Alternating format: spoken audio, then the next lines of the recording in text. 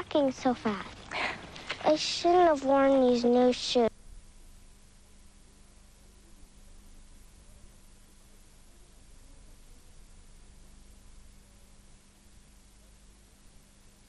Culturel, puisque ce sera l'occasion également d'en parler concernant ce qui se passe un peu partout en France.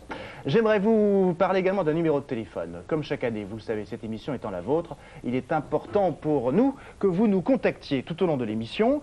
Une émission qui est en direct, il est important que l'interactivité soit tout au long de cette émission effective. Donc avec le 01 42 48 85 85, vous n'hésitez surtout pas à nous appeler, que ce soit pour réagir aux propos qui se tiennent sur ce plateau ou encore par rapport à des questions qui éventuellement seraient les vôtres concernant un invité, concernant la présentation d'un livre ou de conseils dans les chroniques que nous allons voir par exemple aujourd'hui.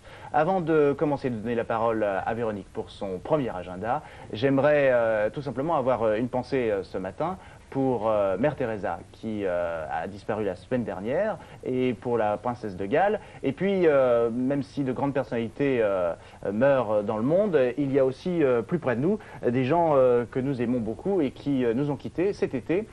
Quelqu'un que vous ne voyez pas, vous, en tant que téléspectateur, mais que nous connaissons bien ici dans la maison, Philippe Place, qui était cadreur et que nous aimions beaucoup, nous a quittés lui aussi.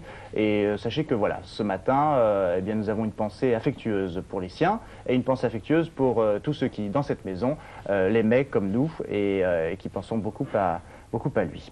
Voilà, nous allons maintenant passer à l'agenda avec Véronique. Véronique, d'abord, je crois savoir qu'il s'agit d'animaux.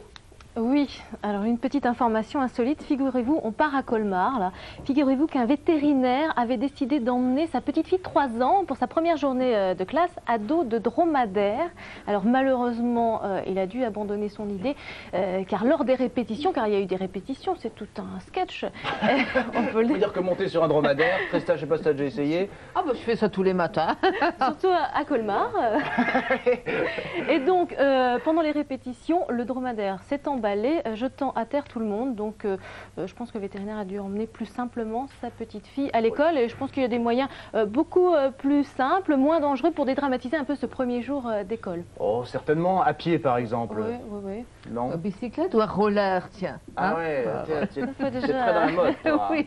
Parfait. Deuxième info. Concernant la rentrée scolaire, mais une rentrée scolaire un peu particulière. Oui, beaucoup plus sérieusement. Là, on part en Bretagne où l'on se bat encore pour conserver une identité culturelle. Alors cette année encore, pour 2000 enfants, la rentrée s'est faite en breton.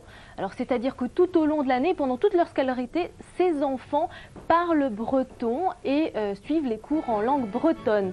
Alors dans les écoles qui accueillent ces enfants, ce sont les écoles d'Iwan et ce sont des parents d'élèves et des professeurs qui, il y a 20 ans, ont décidé de créer ces écoles pour justement transmettre leur culture. Alors ça, je trouve que c'est assez formidable.